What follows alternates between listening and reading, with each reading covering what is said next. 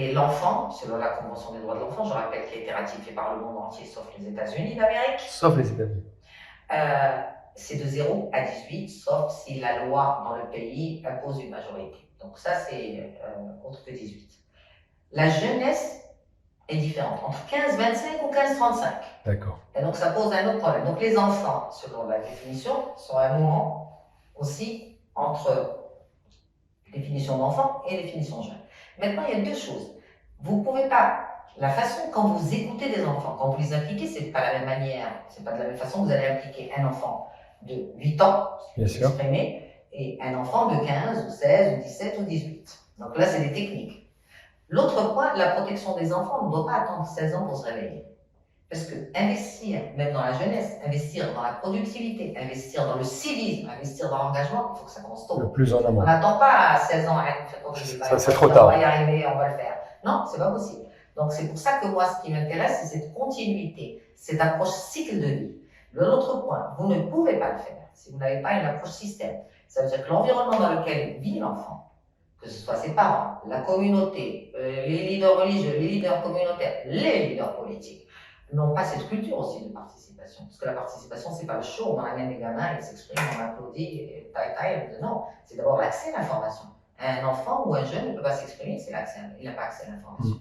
C'est comment on le consulte, comment il fait partie des décisions, et comment les décideurs rendent des comptes. Donc c'est comment il est acteur aussi dans la vie. Je peux vous dire que depuis que je suis arrivée, j'ai fait un mapping, donc une cartographie des initiatives portées par les enfants. Non appuyées par les adultes, hein, c'est une initiative réellement spontanée, avec surtout l'appui des réseaux sociaux et Internet. Et c'est génial ce qu'ils ont fait.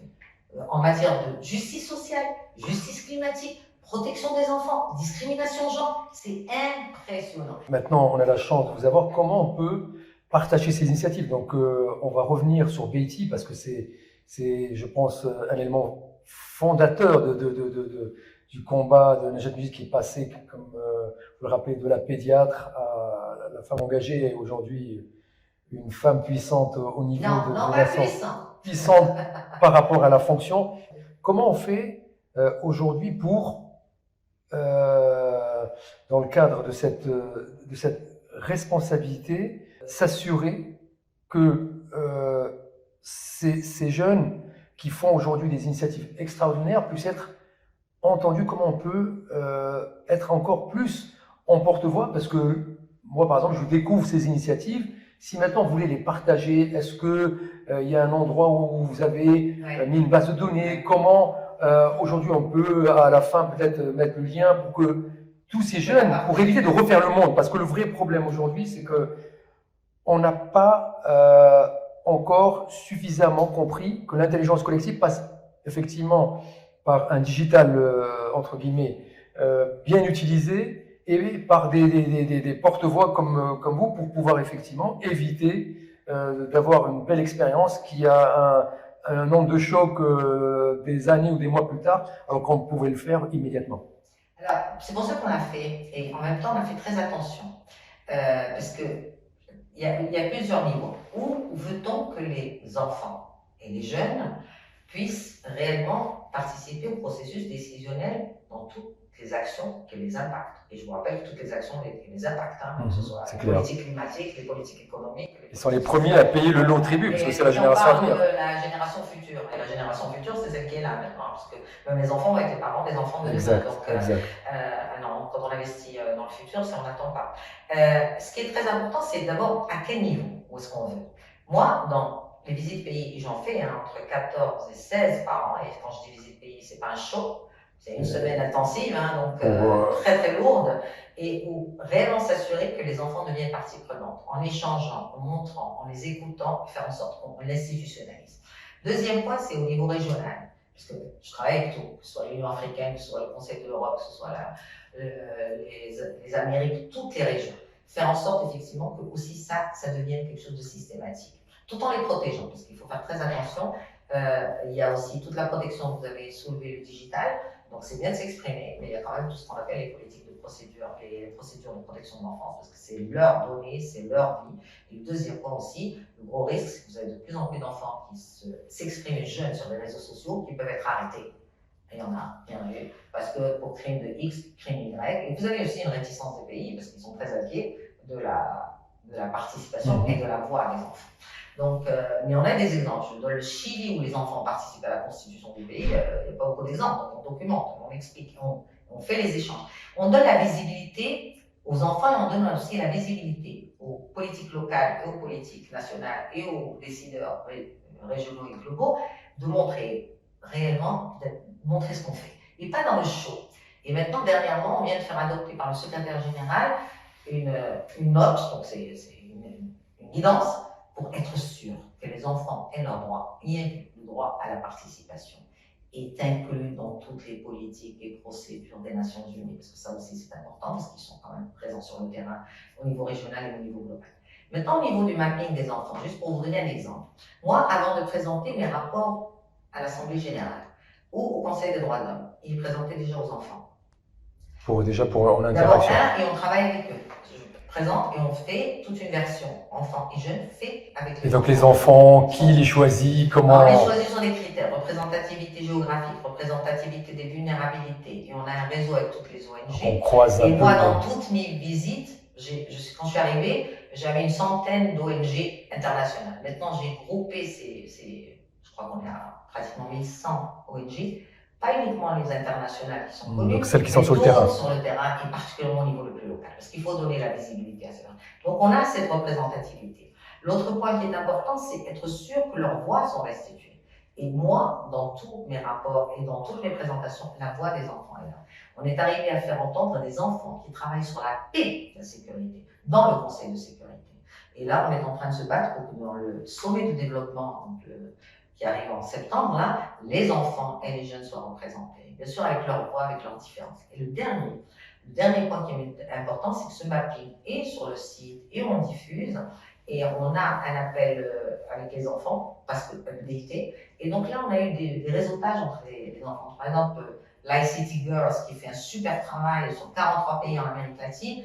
On l'a connecté avec les filles réfugiées afghanes qui sont en Grèce et qui sont ailleurs, juste réellement pour faire cette connexion. Et ça, c'est capital. Mais je pense qu'il faut en faire plus. Donc, vous représentez l'institution multilatérale par excellence. Vous visitez des pays, vous vous rendez compte qu'ils ne jouent pas le jeu. Est-ce qu'on est en capacité de faire en sorte que ces guidances puissent devenir réellement pratiques dans les pays où on veut que ça soit fait? Moi, je suis très fatiguée du nombre d'outils, de guidance, de pratiques. C'est des montagnes. Hein. Et donc, moi, la question pour moi, c'est pratique. Qu'est-ce qu'on fait? Par exemple, je donne juste un exemple. On parle de concepts. Hein. Des systèmes de protection intégrés des enfants qui sont sensibles aux enfants et sensibles aux gens. C'est un gros concept. Hein. Donc, moi, ce qui m'intéresse, c'est quel est le package de service, quel est le panier de service là-dedans. Ça veut dire quoi? Quel est le coût et qu'est-ce que ça veut dire?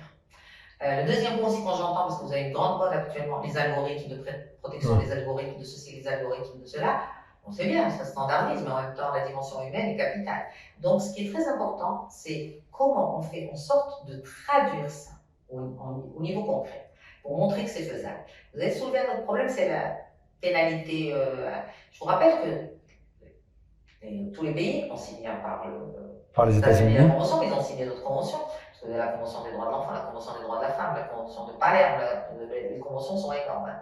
Donc, ils sont tenus, et c'est une contrainte, de présenter des rapports à ces pays. Deuxième point, vous avez des mécanismes de communication et d'allégation, donc où effectivement ils sont publics aussi. Si on prend le Maroc, l'Afrique, on a vu qu'il y a des vrais sujets sur la migration des enfants, sur les jeunes qu'on voit travailler dans l'informel.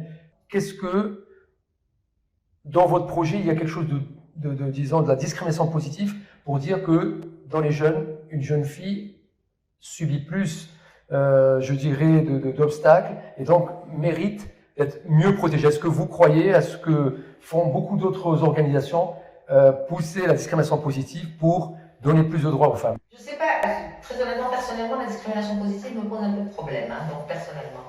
Parce qu'il n'y a pas que les filles, vous ne pouvez pas changer un système si vous voulez lutter contre la discrimination genre sans embarquer les garçons. Bien sûr, elles payent un prix fort, mais il n'y a pas qu'elles. Hein. Quand il y a des enfants des minorités, Il y a des enfants, parce qu'ils sont d'une autre couleur, les enfants migrants, qu'ils soient femmes, filles ou garçons, payent un lourd tribut. Les enfants handicapés, les enfants albinos, c'est énorme. Maintenant, effectivement, pour le genre, parce que c'est le grand débat de fond, et que le genre, c'est tous les genres, hein, c'est pas uniquement la femme. Bien sûr qu'on zoome sur la femme, et vous ne pouvez pas, c'est pour ça que je disais, vous ne pouvez pas assurer la protection et le bien-être des enfants, quelle que soit leur situation, leur statut, quel que soit leur statut. Si vous n'investissez pas dans la communauté, et si vous n'investissez pas dans le pouvoir des femmes, si vous ne luttez pas contre l'alphabétisation, si vous l'autonomie financière, donc c'est un package. Et là, c'est important. Et arrêtez de justifier toujours par les traditions, bien sûr que la discrimination de genre, elle est là. Et dans beaucoup de pays. Et moi, juste, je donne, puisqu'on revient à l'Afrique, et moi, je suis fatiguée, je le dis haut et fort. Ça fait des années qu'on lutte contre le mariage précoce. Les mineurs, ouais. Ça fait des années, j'étais jeune, j'avais 12 ans et j'en ai 63 et demi, alors vous savez quand même quelque chose qui ne va pas, on répète la même chose. Qu'on lutte contre les mutilations génitales des femmes, qu'on lutte contre beaucoup de ségrégation, la non-scolarisation, tout ce qu'on veut. Il y a un problème majeur. Est-ce que c'est une question de loi ou est-ce que c'est une question de volonté politique réelle? Parce qu'on sait ce qu'il faut faire, parce que tout le monde sait ce qu'il faut faire. Sur la question, c'est pourquoi on ne le fait pas. Et pour moi, c'est une question réellement de fond. Et se cacher derrière les traditions religieuses ou les traditions culturelles m'épuise. Et je me dis, il n'y a pas un pays où il n'y a pas une culture où il y a du positif.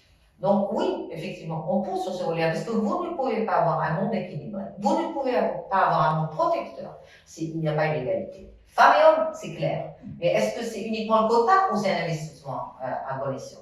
Donc, je pense qu'effectivement, certainement qu'il va falloir travailler sur les deux, mais quand on regarde maintenant, rien qu'en OCDE, les femmes gagnent à compétences égales près de 25% de moins. Donc, est-ce que là aussi, les Nations Unies, même si c'est pas vraiment votre... Si, le genre, oui. Donc le genre, donc là on est dans la femme. La parité, le genre, voilà. L'égalité, c'est une des priorités, bien qu'au niveau politique mondial, il y a une sorte de recul sur les droits des femmes, parce que, et sur le mot genre actuellement, hein, parce que le mot genre, il y a un mélange avec tous les LGBTQ+, donc là, ça pose un problème. Vous avez beaucoup d'États qui sont récalcitrants sur ce sujet. C'est comme aussi on a eu un pushback énorme sur les droits sexuels et reproductifs. On n'a jamais eu un retour aussi important que maintenant. Donc on sent qu'il y a quand même, et c'est pas les pays en voie de développement, hein, c'est mondial, hein, ça dépend donc où vous êtes, hein, que vous avez les pays riches et les pays moins riches, mais il y a un pushback sur les droits actuellement. Qui est les droits des femmes et les droits sexuels et reproductifs, qui pose un très gros problème. Donc la question de fond, est-ce que c'est la façon dont on l'approche nous, en tant qu'UN et tous les activistes de par le monde, qui peut-être mérite d'être repensée? Est-ce que c'est pas plus logique d'aller faire de l'empowerment comme je l'entends, donc pas uniquement économique, mais juridique, au niveau local? Parce que si vous voulez que les choses changent, il faut franchement cesser de parler au nom de ces femmes, et leur donner la visibilité, montrer qu'elles existent et montrer. Et je pense que l'approche là, c'est pour ça pour moi c'est capital. C'est pas, je suis fatiguée, je vous le dis, quand je visite des pays, on fait des campagnes de sensibilisation. Je suis fatiguée des campagnes de sensibilisation. Il faut réellement agir et donner le pouvoir à ces femmes parce qu'elles le méritent. Elles le méritent, elles l'ont déjà acquis. Alors des fois de manière informelle, de manière non formelle, mais si vous ne les traitez pas en égal et partie prenante de la solution, ça ne marchera pas.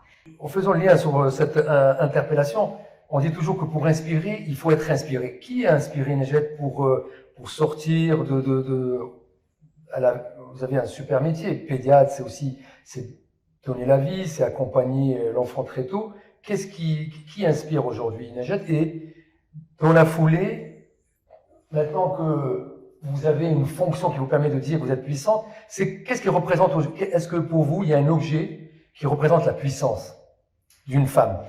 Alors, je commence par l'inspiration, hein, et puis je passe à la puissance. L'inspiration, moi je suis née d'une famille modeste, hein, mais j'ai eu un père, qui était génial, et il nous a traités. Moi je ne connais pas la discrimination de genre, moi je n'ai pas été élevée dans la discrimination de genre. Nous sommes deux filles, deux garçons, je suis l'aînée.